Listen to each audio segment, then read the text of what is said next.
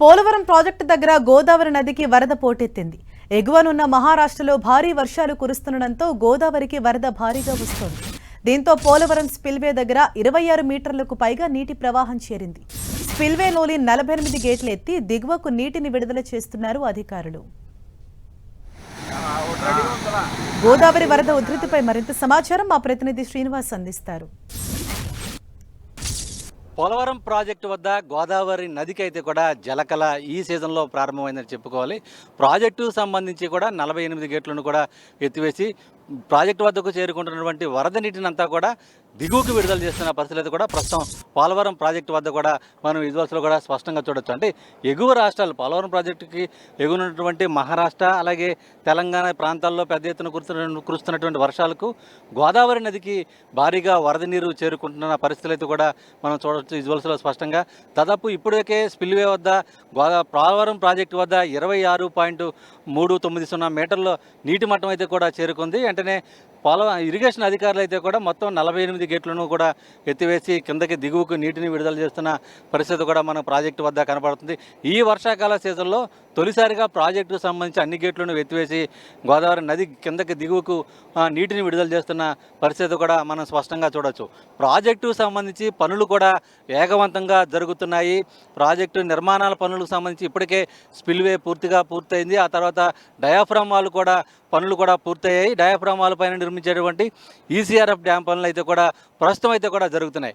ఈ పనులు ఎక్కడా కూడా వర్షాకాల సమయంలో కూడా ఎక్కడా కూడా ఆగకుండా మొత్తం అధికారులంతా కూడా తీసుకోవాల్సిన చర్యలన్నీ కూడా మంత్రి రామానాయుడు ఈరోజు పోలవరం ప్రాజెక్టులో పరిశీలించనున్నారు. దీనికి సంబంధించి అధికారులు కూడా కొన్ని సూచనలు ఉన్నారు. ఇదే సందర్భంలో వర్షాకాల సమయంలో చేసేటువంటి ఈసీఆర్ఎఫ్ డ్యామ్ పనుల నిర్మాణం సంబంధించి కూడా ఎక్కడైతే డ్యాము నిర్మిస్తున్నారో అక్కడ వర్షం నీరు నిల్వ ఉండకోకుండా వెంటనే వచ్చినటువంటి వర్షం నీరును బయటికి పంపించే విధంగా కూడా మోటార్ పంపులను అయితే కూడా అధికారులు అయితే కూడా ఏర్పాటు చేసి మొత్తం ఎక్కడైతే నిర్మాణ సంస్థ ఉందో మెగా ఇంజనీరింగ్ సంస్థ దానికి సంబంధించి కూడా అన్ని ఏర్పాట్లు చేసింది.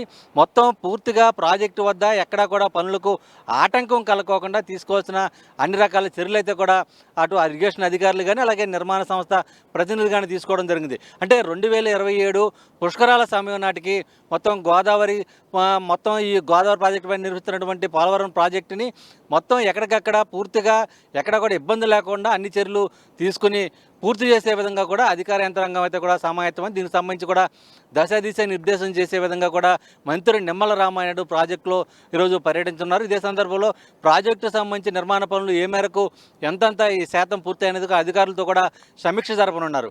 ఇదే సందర్భంలో ఈ నెలలోనే ముఖ్యమంత్రి చంద్రబాబు నాయుడు కూడా పోలవరం ప్రాజెక్టును సందర్శించి ఇక్కడ జరుగుతున్న పనులు కూడా పురోగతిని అధికారుల నుంచి అడిగి తెలుసుకునే విధంగా కూడా వస్తారని చెప్పి కూడా తెలుస్తుంది.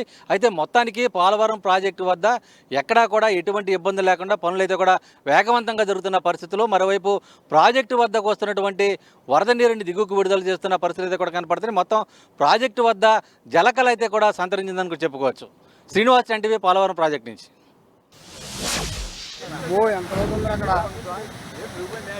మునిగిపోయి మొత్తం మునిగిపోయి ఇప్పుడు ఆ ఫోర్స్ చూడరా కొరమేలాగా వెళ్తుంది.